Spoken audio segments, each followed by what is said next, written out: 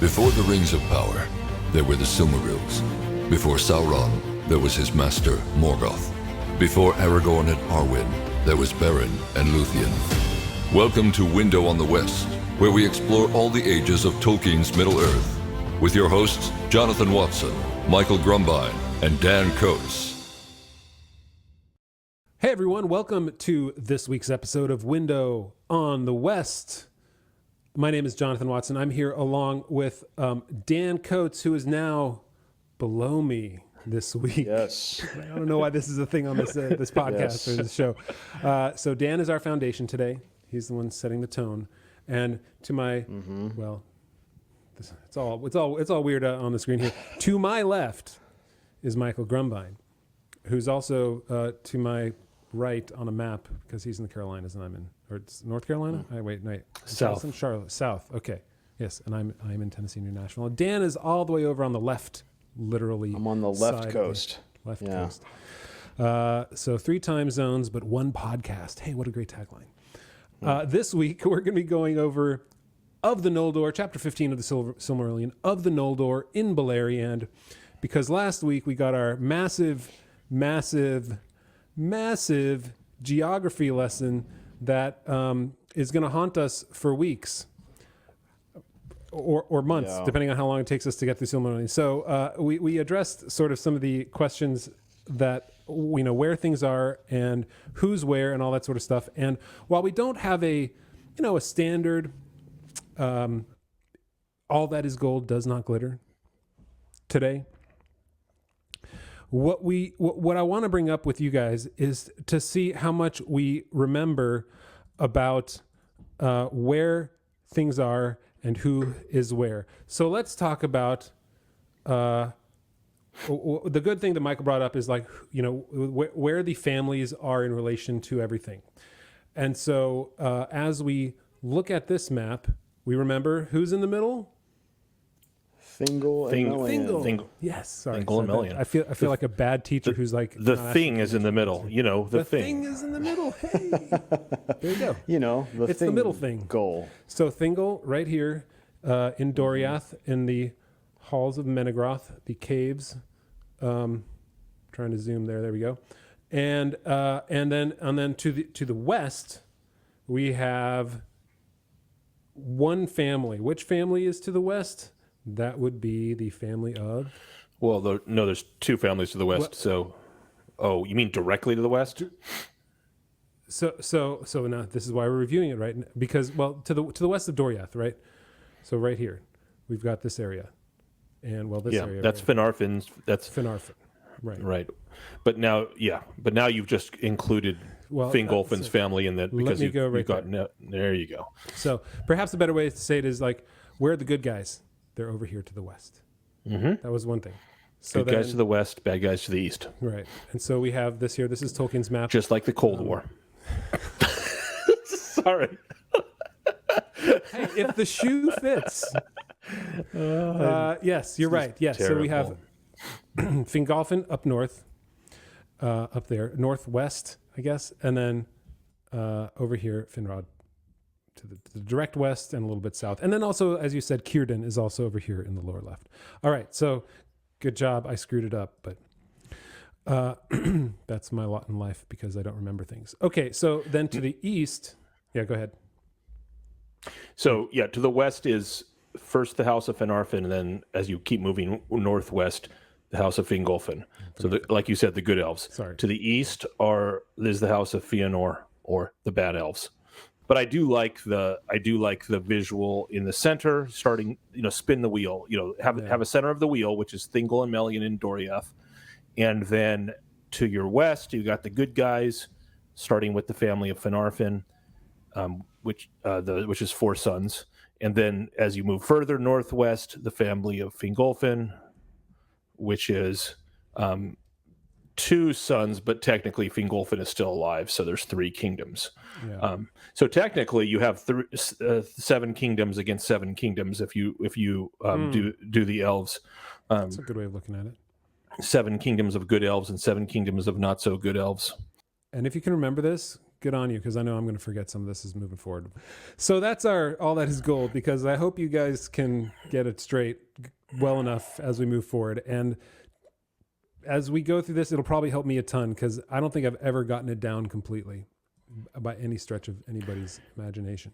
Well, we'll just keep talking about it. Yeah. So before we jump into the full chapter of the Noldor in Beleriand, I just want to remind everybody that we are going to do an extended podcast here too, and we're going to address a couple questions. Really, really super duper important ones, like, do we speak any other languages? Like Sindar. Michael, I know you're fluent in Kuzdul. Kuzdul, is that it? Yeah. I am not. I know dwarves would teach me. I tried. Yeah, it's too bad.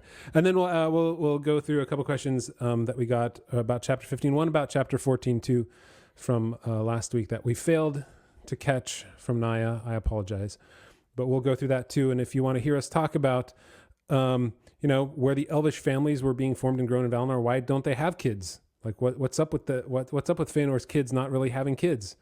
They'll be stealing kids along the way, right? And what's up with Melian, and how did she not know, as a Maiar, why the Noldor came? Like, why was it a surprise to her?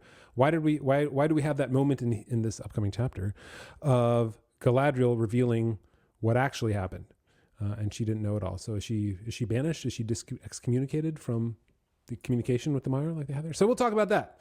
If you want to hear that, you can go to thewandering.com/patron and subscribe there. You get the extended podcast and ask questions in our Discord channels and chat with us with our video chats. So I hope you join us there, thewandering.com/patron.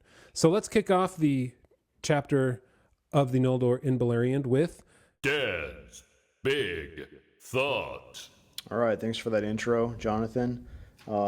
Thank you for getting my name right this week. Appreciate it. Well, I didn't have to study a map with a bunch of names and rivers and mountains. My brain's a little clearer now. So the two big things that happen that in this chapter seem to be Ulmo showing Turgon where to go to set up the city of Gondolin. And he leads them directly to the spot. He kind of told them in a dream before, you kind of need to be looking for this kind of a place, and you need to set up a stronghold when the doomsday comes, and get your bunker and your cans of soup and stuff, your ammo. And so, but now in this chapter, he actually takes him to the location and shows him this little circle of mountains where there used to be a lake, but now there's like a hill. It's kind of reminiscent of the city in Valinor. So I thought that was interesting that Ulmo is directly involving himself with elves in Middle-earth and Noldor elves to help them. Maybe we can talk about whether or not that is violating, kind of like the curse of Manwë upon the elves. And the other big thing that happens in this chapter is Melian talking to Galadriel. And I guess my big thought regarding all this is that it would have been better for them if they had been more forthright and been honest. And, honesty is the best policy. Maybe that's my big thought. It seems like if the elves had come and had just been like, hey, we came, the Valar did not send us, just to be clear, if they just kind of they kind of made it seem like, oh yeah, we're here to help you. The Valar sent us, and they didn't correct that idea. And it leads to a lot of anger and resentment and estrangement, because they kind of feel like they lied. You guys didn't tell us why you're here. So maybe it would have gone better for the Noldor elves to just be, tell the truth and be forthright about it. And even Galadriel in this chapter, she's kind of like, oh, I don't want to talk about it. Why go into those bad memories or whatever? And Melian's pressing her, she's like, why don't you tell me? So I think that's very fascinating. We think of like coming from the Peter Jackson movies, you get the idea the elves are like these pure, pristine people that never do anything wrong, and we're seeing in the Silmarillion that the elves are lying and murdering and killing their own people, and then even when they're trying to move on from their past, they still don't tell the truth. They're still not honest about it. Yeah, when Melian presses Galadriel, she never fully reveals Well, she does, I guess, after, but her first statement isn't to say, like, you're right. Yep, we didn't come here to save you from Morgoth. We didn't come here to help defend you. She says, when Melian tells her, let me get the line exactly right. She says, for what cause, Galadriel, were the high people of the Noldor driven forth as exiles from Aman? Or what evil lies on the sons of Feanor that they are so haughty and so fell? Do I not strike near the truth? Near, said Galadriel, save that we were not driven forth, but came of our own will and against that of the Valar, and through great peril and in despite of the Valar, for this purpose we came, to take vengeance upon Morgoth and regain what he stole. She doesn't go into the detail of exactly what happened on their exit and the kind of leader that Feanor was that pulled them over with the kinslaying. But then after... Go ahead. You know what this reminds me of? It reminds me of Hillary Clinton going, at this point, what difference does it make? She's just like, just get over it. It's in the past. Don't worry about it. Stop asking questions, you know? You've watched too much Rings of Power if you're comparing Galadriel with Hillary Clinton at this point. Yeah, Yikes. sorry. Where do we go from here? That's awesome. Yeah. No, but she did, but then Galadriel did speak to Melian of the Silmarils, but starting off on that wrong foot where they don't trust each other at all at this point, leads to my favorite statement of the entire chapter, which is, I think maybe is kind of like my big thought regarding the relationship that the children of Feanor have with really, with Thingol and Melian, but even the other elves, which is when let's see here. Melian says to Thingol, a grief but lulled to sleep lies between the princes of the Noldor, meaning the grief of the wrath of the Valar, right? The grief that they are no longer in Aman. And he answered, what is that to me? Of Feanor I have heard but report, which makes him great indeed. Of his sons I hear little to my pleasure, yet they are likely to prove the deadliest foes of our foe. So again, this is the USSR, the Cold War that Michael brought up last episode. The USSR and the allies getting together and saying, like, okay, we've got a bigger bad guy to defeat, and the enemy of my enemy is my friend right now. But then she says, my favorite line of the whole chapter, their swords and their counsels shall have two edges. I'm like, oh yeah, you're right. Yeah. So the sword cuts both ways, but also their counsels will cut both ways. So don't trust them both in battle or in counsel. And you know, what's funny is that was one of, 3 quotes that I wanted to pick out from this chapter was that exact quote. And what I wrote next to that quote was, learn, Amazon, how to write a deep sentence. Yeah. So much is said in those short words. It is better than the wine of victory is sweetest to those who have. I can't remember. Is most bitterest. Sorry, I know it's not really that, but yes, it's the way it comes across. So that's a parallel. Melian's conversation with Thingol is really interesting because after that they spoke about it no more, which sounds really weird because they are married. And this is a really important matter, and they speak about it no more. And they're immortal beings, so they have lots of time to speak about things. That's a good point. And so it's very odd to, but it parallels the previous conversation Melian had with Galadriel, which after that conversation says they spoke about it no more. Mm-hmm.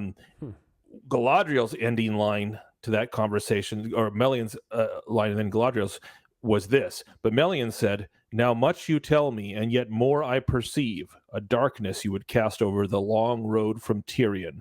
But I see evil there, which Thingol should learn for his guidance. Maybe, said Galadriel, but not of me.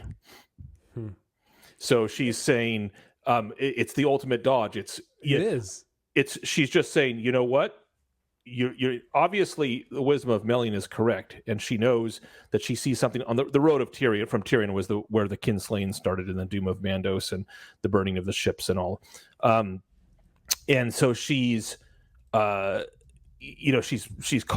Galadriel's caught, and her response is, "I'm just not going to talk about it. I plead the fifth."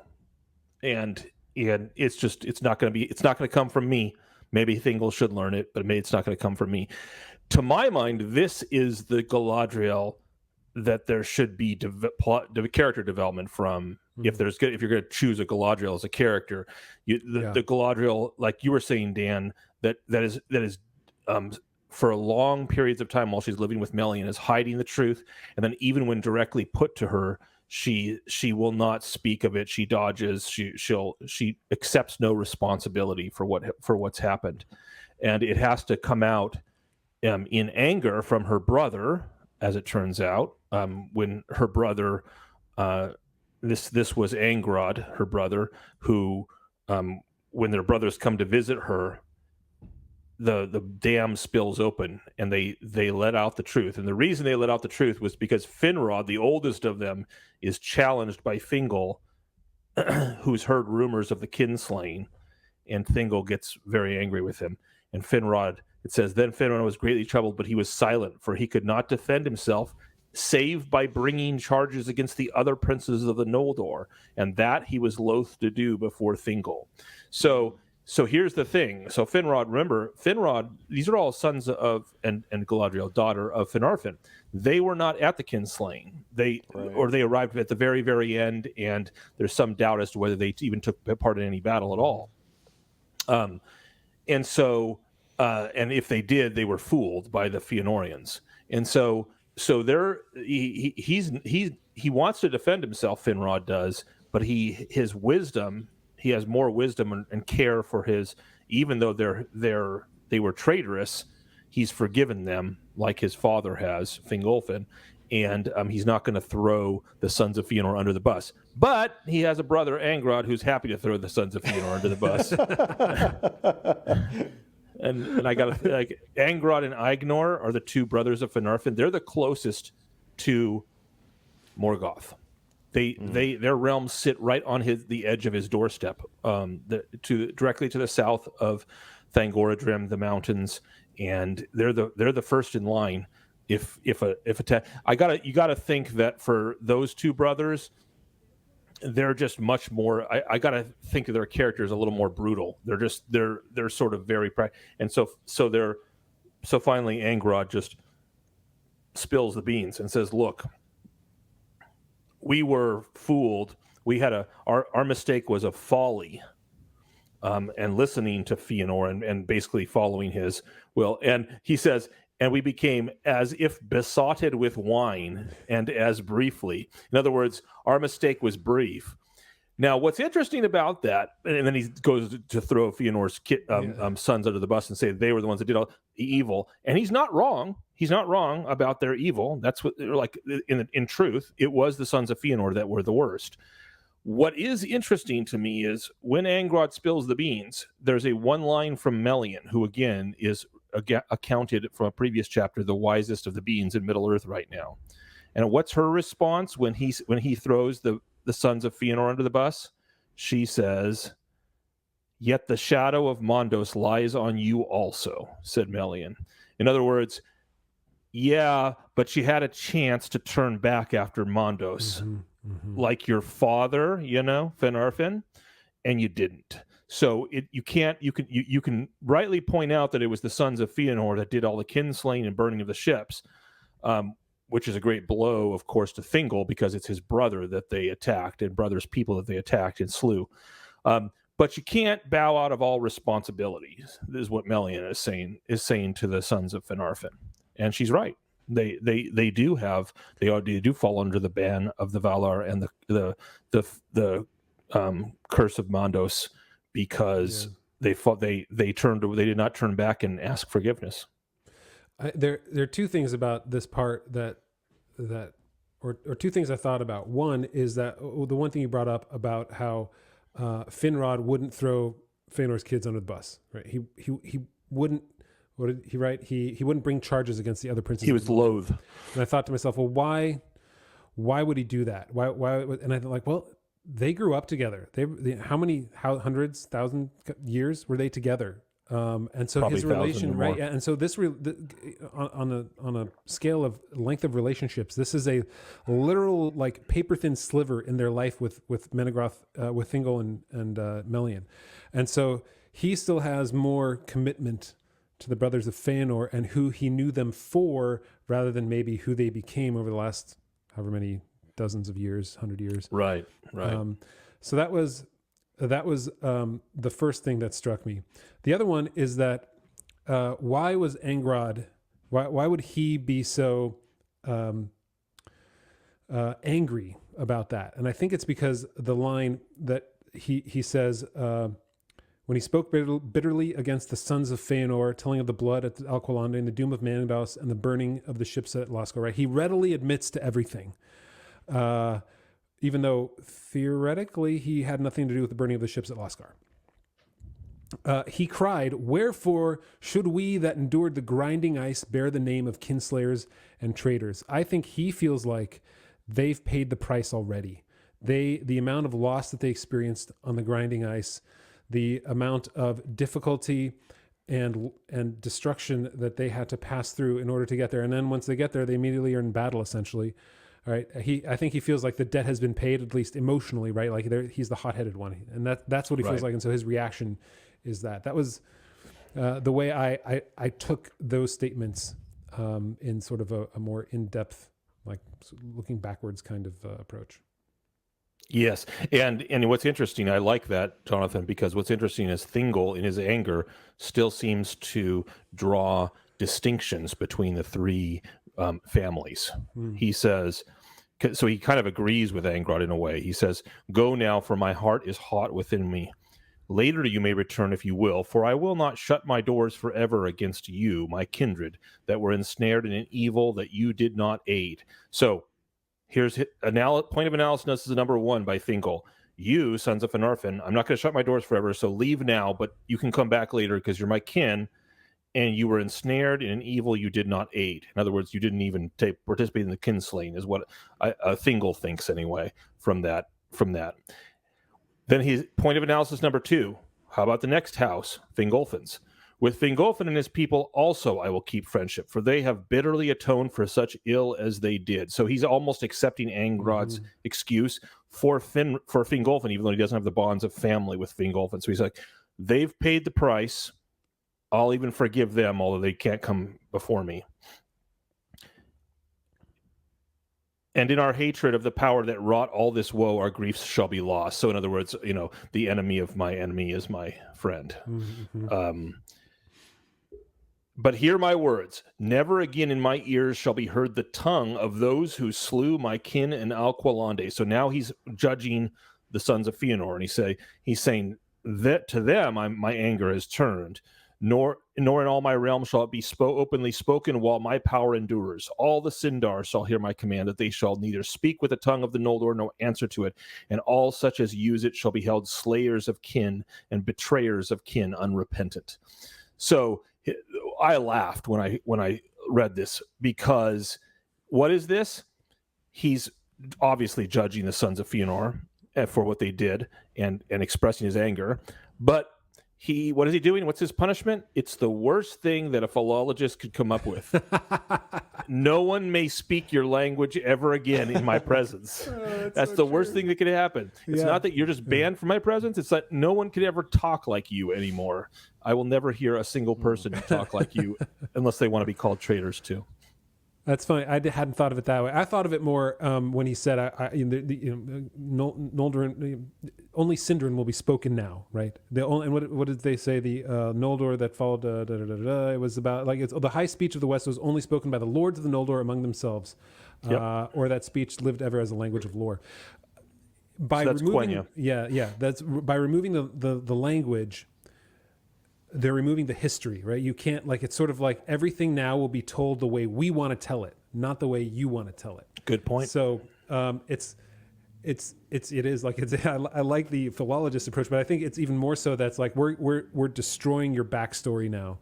Like you are here and you're going to be under, at least in my realm, we won't even speak in your language because we're going to make sure that history does not ensnare us at all, which we find out more about later. Right. So that's the key. That's the most important story of this chapter. Yeah. So I agree with you, Dan. This was the best one. There are a couple others though. I think the other one that struck me is obviously is what Dan brought up is the Turgon Ulmo connection we've got going on, and maybe the easiest place to go to from that is how Ulmo warned Turgon that he also lay under the doom of Mandos. So Tolkien writes that Ulmo warned Turgon that he also lay under the doom of Mandos, which Ulmo had no power to remove. Thus it may come to pass, he said, that the curse of the Noldor shall find thee too ere the end, and treason awake within thy walls. So just like he might have crossed over the Helcaraxatu and felt like he paid his dues, but the Valar reminding him, nope. Not good enough. Paying the punishment. You got to pay the punishment that was doomed for you to actually. Yeah, it's good enough for Thingol because Thingol's got a common enemy with Morgoth with you, and Thingol is of your kin, and so he's got empathy for the loss of all your people that you lost in the Grinding Ice. But it's not good enough in general. It's not good enough for the Valar. It doesn't. The ban of the Valar does not care. Yeah. It makes me wonder why Ulmo is even bothering. Well, this is where Michael eats crow, right? So Michael has this list of all the sins of the Valar, and I've been talking about this over the last months of our podcasting. But it turns out Ulmo does not fall under this because he is taking a direct hand. He knows that he won't even be able to save them ultimately, but yet he's willing to, he says,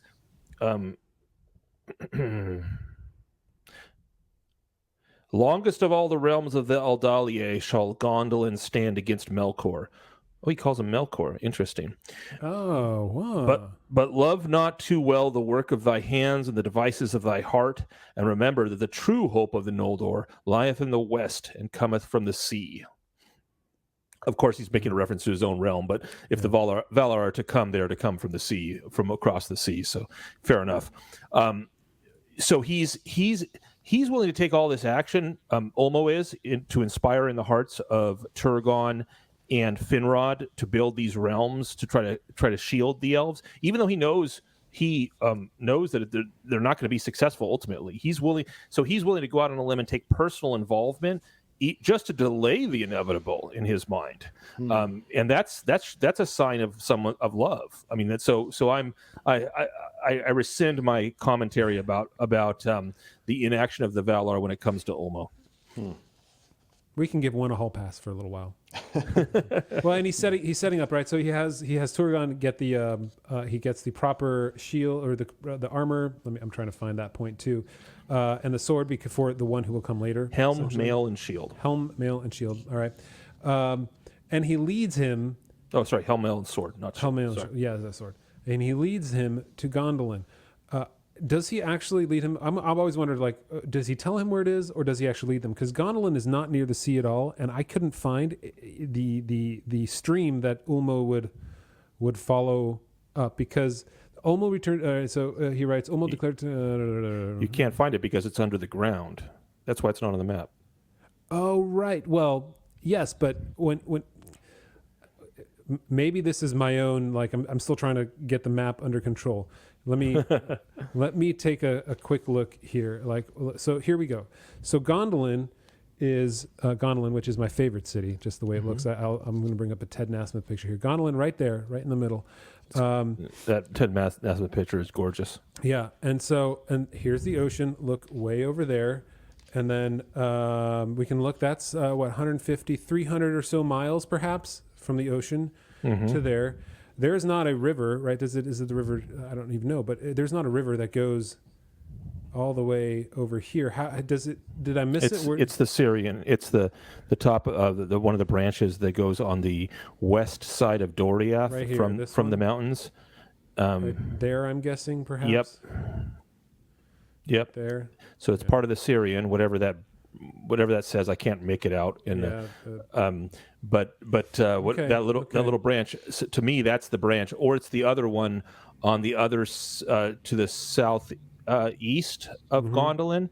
But either that little one right there, goes through the word. It disappears and reappears, a very thin black line. So it's one of those two river sources that are in the mountains that he's following up. And I guess he does say. Does he say that he led him up the Syrian? He says. I don't know if he says up the Syrian, but it says. Yeah. Turgon had devised. They said, "Watch about none would come and power of Ulmo that ran in Syria protected them." Yeah. Okay. Well, anyway, I believe it. It's Potato. Yes, He but there was there. a deep way under the mountains, delved in the darkness of the world by waters that flowed out to join the streams of Sirion. Okay, right. So That makes sense, and that's how those waters. Hurin ends up getting there too eventually. Correct. Yeah. Okay. All right. So yeah, this again, like this is funny because these aren't really stories right now. We're still setting things up. Yeah, Tolkien is setting everything up here. Yeah. And I just want to bring up this one picture. I know, sorry guys, you're on audio, but this picture here of Gondolin. Beautiful because, picture. This is by Ted Nasmith. Man, I think when I got my first job, like in college, and I was first job sitting at a computer, I got this picture and I threw it up as like my background because I'm like, this is the most amazing picture I have ever seen.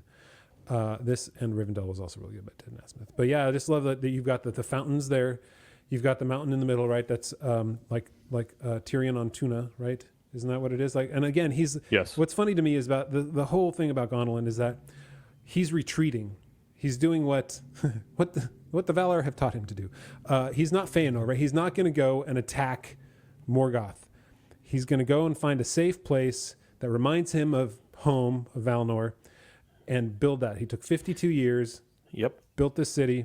Refuge. Took what, a third of the Noldor, or a third of his kin, a third of Fingolfin's kin. I can't remember exactly what that was, but I think a third was the number that stuck out to me. And ends up going to this city of Gondolin, which no one knows about, which he told no one about, and no one leaves. Yeah, it's amazing. There's this huge secret, and the elves leave slowly in companies secretly, and then the king and his company last. So basically, you have a whole elven population that just disappears from the northwest part of the map that we've been talking much about in the last 2 episodes, and relocates to a single city hidden deep in the mountains, which will be, in fact, the last bastion in Middle Earth. Yes, right, against and we get some great battles in there too. The whole, I think, it's in Children of Hurin, which I think is the extended. It is Children of Hurin. It's so great. It's so great. I can't wait to do that book. So and you know what's funny? This is kind of like Rohan on steroids, or again, it's the earlier version, and it's much better because it's a city on a hill in the middle of a valley. Because everything is always better when it's done first. Yeah, right. Edoras, but much bigger and better. Yeah. Anything else we have in this chapter, guys? Any other points that we wanted to bring up? Yeah, one thing that jumped out to me was regarding the whole Galadriel keeping things from Melian and the Noldor not being truthful. One thing that's interesting to me is that Morgoth is kind of like, he's the accuser. He is like Satan in this chapter because he's sowing the seeds of discord by whispering. He's whispering all these rumors and lies, and even pointing back at them the bad things they've done. Yes. And so all these whispers and rumors are what's circulating around, and everyone's talking about what the Noldor did or didn't do. And I thought that was interesting that that's his first point of attack, is weakening them through the accusations of what they've done and the whispers about what they've done. It's really interesting that you say that, Dan, because when I was reading it, and you're saying it right now, I was thinking to myself, this is fascinating because this is the one time in Tolkien's work that I can remember where the peoples of Middle-earth, they have the upper hand in terms of power. Like Morgoth, Sauron's boss, can't beat the elves. He has, martial might avails him not. It wasn't until he invents the dragons and breeds them up to, and then apocalypse level army the elves for hundreds of years, they've got his number, the Noldor do. And so he can't win through might of arms, which is a first for, like, if you read all of Lord of the Rings, the whole point from a military perspective is you're never going to win against Sauron. No matter how many sieges of Minas Tirith you win, it's not going to happen. But this time, Morgoth can't beat the elves. And so what does he do? He resorts to deceit and lies. He sows the discord and starts the cracks and the fissures in that regard. I wonder what the relationship between Like, it would have been interesting if Tolkien would have expounded more on what he saw the relationship between Cirdan and Thingol. Like, how close were they as the Sindar who were there before the Noldor came? Like, were they? Did they support each other? Did they always have each other's back? Because it's Cirdan who tells Thingol of the rumors of the kinslaying, right? Because let's see, the line is. When the Sindar came, Cirdan, hearing these dark tales of like you were saying, that Dan, the distrust that he was insinuating, was troubled. He was wise and perceived swiftly that true or false, they were put about at this time through malice. So Cirdan, just by hearing it, he had the insight to know that this is done to drive a wedge between people. But though the malice he deemed was that of the princes of the Noldor, because of the jealousy of their houses, therefore he sent messengers to Thingol to tell all that he had heard. So I was just wondering, like, what was their relationship like? Because Cirdan's the guy who we have this sort of like, we see a silhouette all the time. We don't ever see the person in a way. They're all of Tolkien's right. And A bearded silhouette. He casts a shadow on a lot of the stuff, but we never get to really meet the character much. And I lament that. I wish we would have. I've always thought it was. I mean, he's one of the oldest elves in Middle Earth. He is the oldest elf in Middle Earth, actually. Yeah. And he was building ships before Feanor was born, or around that time, anyway. So it's we just don't get to meet him very much. Yeah. He actually held one of the Elven Rings of Power for a long time. That's right. One of the uncut gems.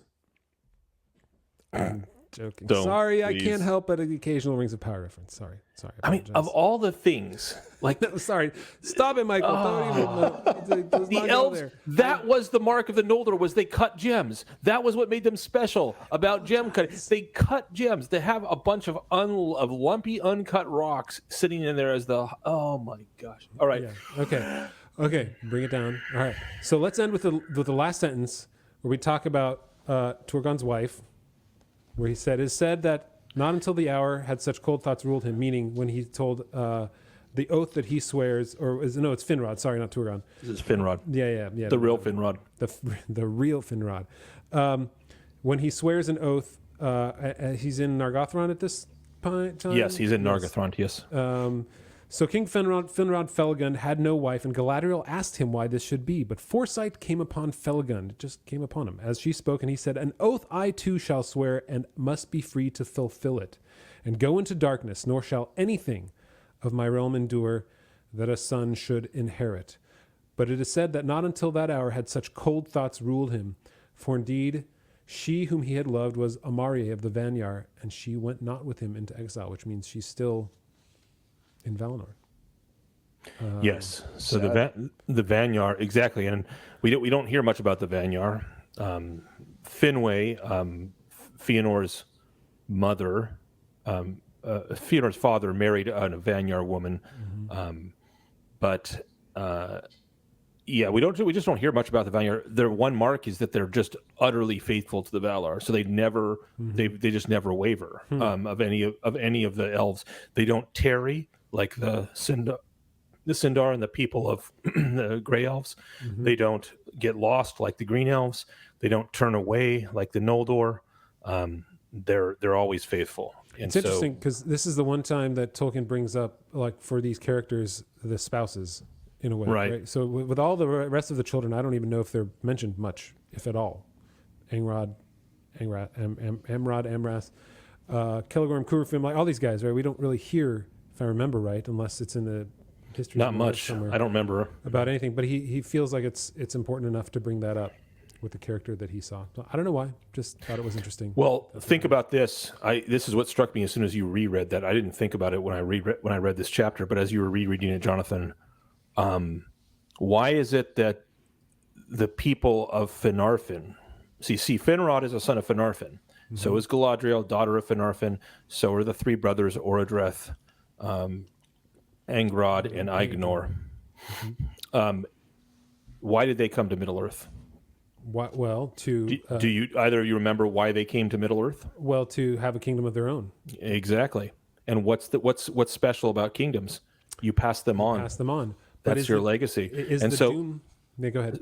No, that's what I'm just saying. Finrod is realizing at that moment that the life that he was meant to have was behind in Valinor, and that what he has sought out, which is he's come to Middle Earth to have a kingdom, and guess what? It worked. He's got one, and he's got an amazing hall, and built after Menegroth, the style of Menegroth in Nargothrond. And he's set up like he's going to inherit from his father Fingolfin the high kinship of all of the Noldor, and yet he's seen prophetically that all of it's going to come to nothing, and it isn't even worth. There's nothing to leave his sons, and he wouldn't want to. So he's kind of like darkly repenting at this point, is what the way I read that. Mm-hmm. Yeah, it's the doom of Mandos, right? You're all gonna. Yep. Destroyed, die. Even your kingdoms will come to nothing. Maybe he's just hastening it with that. Last call, guys. Any other further statements? I still love just the best line of the entire chapter. Their swords and their counsels shall have two edges. So next time I'm on a meeting with a client that I don't like, I'm going to say, sounds to me like your counsel has two edges. Isn't it interesting? Because a really cool one-liner makes you think without spelling everything out for you or trying to force wisdom down your throat. Right, and from a character, the sea is always right, or a rock only looks downward, or something. It's said with characters that we know already, so we start reading into. We know what the disposition of some of these characters is already, and so to have that said about them, you're like, you're right. They're good. We know that they're in it for themselves, but they're going to do what they have to do. And and make the alliances they need to make in order to defeat Morgoth. That's their goal because of what their oath to their father. But it just it makes you think so much more in so much more detail just based on that one short 9-word phrase. All right, next week, everybody, we are on into chapter 16, a real story of Maeglin. And this will be fun. This will be good. We're done with the broad brush sketches for the moment. We're going to get into some nitty gritty. Your brain won't hurt as much in this one, or mine won't either.